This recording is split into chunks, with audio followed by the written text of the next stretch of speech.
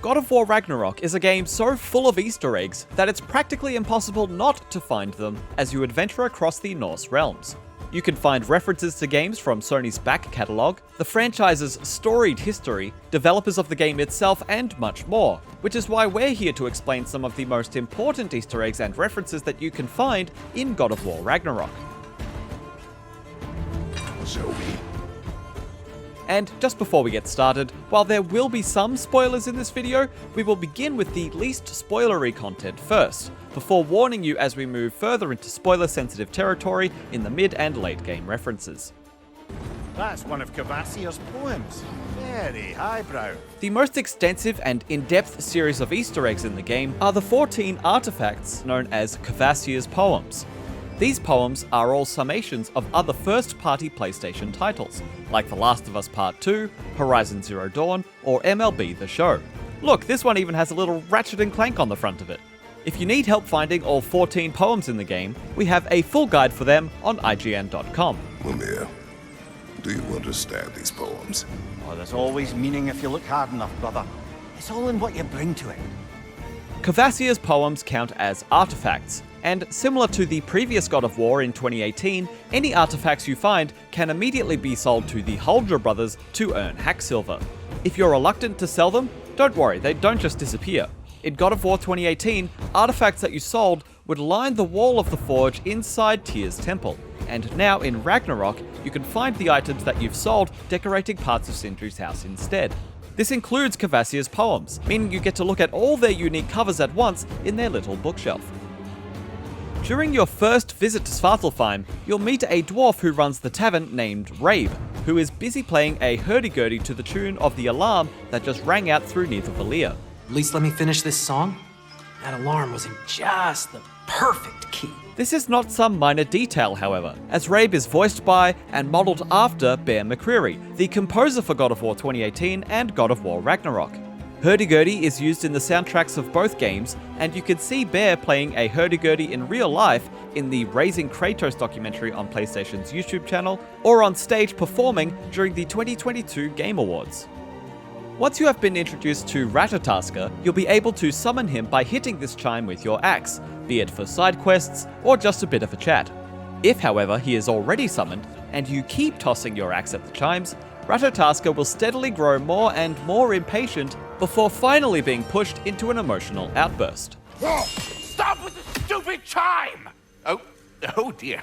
I'm sorry. I don't know where that came from.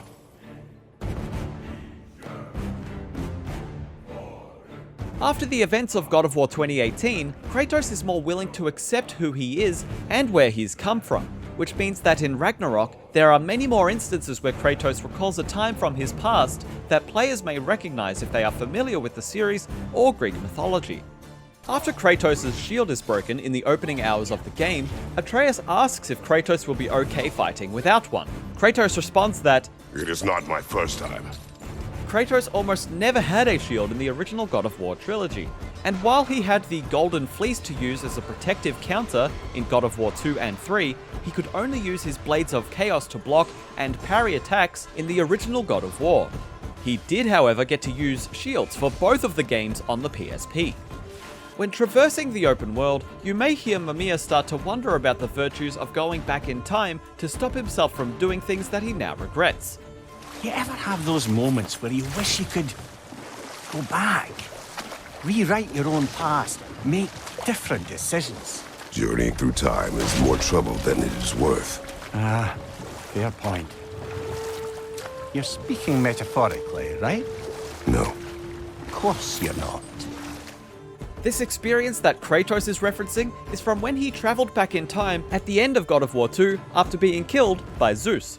By pursuing and killing these Sisters of Fate, he uses their powers to travel back in time to the moment that Zeus killed him in order to change his fate. But things don't quite go out how he planned them to, leaving him feeling understandably bitter about time travel to this day.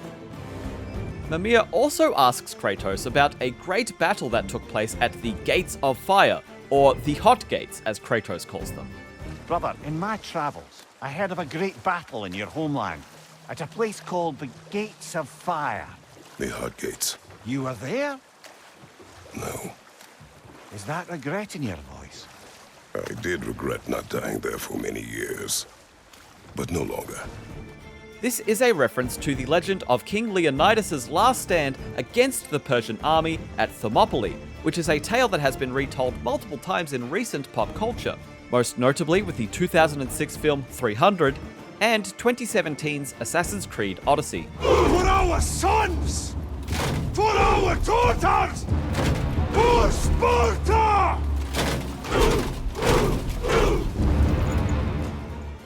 Okay everyone, it's time to get serious as we enter the realm of spoilers. If you haven't played through God of War Ragnarok, now is the time to turn around and come back later. You've been warned. During Kratos and Freya's first journey through Vanaheim, Kratos attempts to connect with a furious Freya by discussing the grief and loss he has felt for his family members back home. Kratos discusses how his brother Deimos was stolen by the gods and made to hate Kratos, which is a direct reference to the plot of the PSP game Ghost of Sparta. This anger you feel for your brother, I know it well. You have a brother? His name was Deimos. When we were boys, he was taken by two gods obsessed with prophecy. The gods of my homeland seldom left survivors, so by the time I learned he had lived, it was too late for amends. His anger poisoned him against me, but I never stopped loving my brother. He also talks about his first child Caliope, and the events that led to her and her mother's deaths by Kratos' own hands after being tricked by Ares. You think you can even begin to understand the pain of losing a child? Yes, I do. There was another. Before Atreus? Her name was Caliope. In the service of a cruel god, I was tricked into destroying a village, not knowing my own wife and child were there until their blood stained my hands. I swore revenge. That's... I can't imagine. I paid back their blood 1,000 times and burned Olympus to the ground. Yet, the guilt remained. This is the inciting event for the entire plot of the very first God of War game on PS2. You may have found these petrified trolls throughout the realms while on your journey. You can wake them with the use of a particular artifact and fight them as optional bosses. We have a full written and video guide about this on IGN if you want help finding them. When you awaken this pair of trolls in Vanaheim, you'll see their names above their health bars as Gulrab of the Frost and Gulrab of the Ashes. While these are seemingly more Norse names, if you take the word Gulrab, remove the punctuation, and reverse the letters, you'll see that it spells Barlog. Corey Barlog is the creative director of God of War 2018 and God of War Ragnarok, so it makes sense that this would be a subtle reference about him. Maybe the fire and ice trolls are a reference to an in-joke or nickname that the studio has for him. Up here! During the final battle at Ragnarok, you'll see Jormangandr fighting Thor, and many exclaim their shock as the fight unfolds. But he didn't follow us from Midgard. Curious! You'll keep Thor busy at least! The prophecy of Ragnarok foretells that Thor strikes a blow so mighty that Jormungandr is sent hurtling back in time. But how can this be? As it turns out, Atreus' journey in Ragnarok sets all the pieces in motion. The Jormungandr you see battling Thor during Ragnarok is actually the big snake that Atreus infuses with a giant's soul when in Jotunheim. When you speak to Angrboda earlier in the game, she mentions how the snake is becoming much bigger. Oh, hey, remember the snake we put that soul in? Can't really forget that.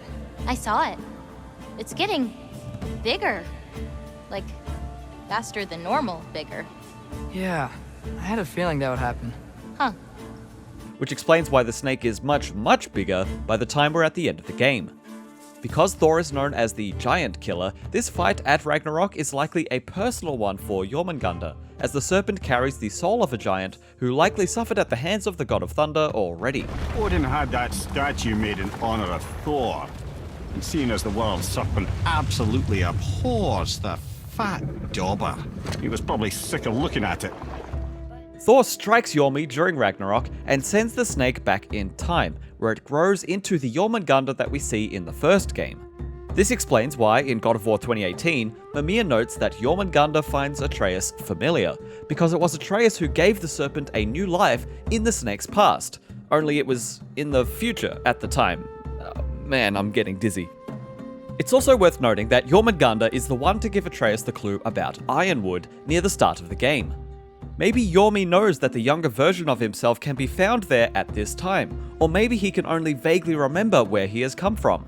We can only guess. Ironwood? What is that? What is that? After finishing the game, while exploring the open world, you may hear this particular piece of dialogue. Brother, I've heard my share of stories about your homeland, but I'd also heard that you once fought in a tournament. I fought in many contests. But this particular one, I heard you did battle with beasts, scoundrels, princesses, the undead, automatons, and history's greatest musician. That's not true, is it? I would not speak of this. Fair enough, brother.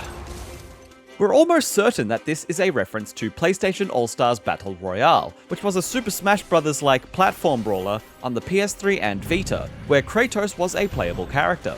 To put faces to the titles that Mimir mentions, our best bets are that the Beast is Ratchet or Sly Cooper, the Scoundrel is Nathan Drake, the Princess is Fat Princess, the Undead is Sir Daniel Fortescue, the Automaton is Clank, and history's greatest musician is, of course, Parappa the Rapper.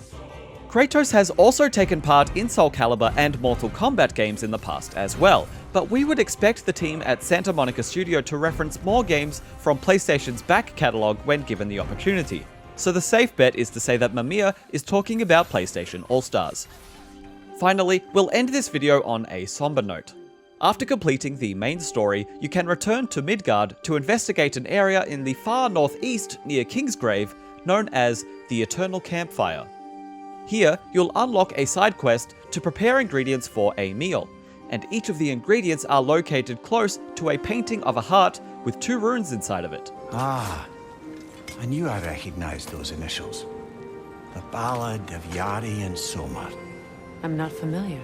An old tale, but a good one nonetheless.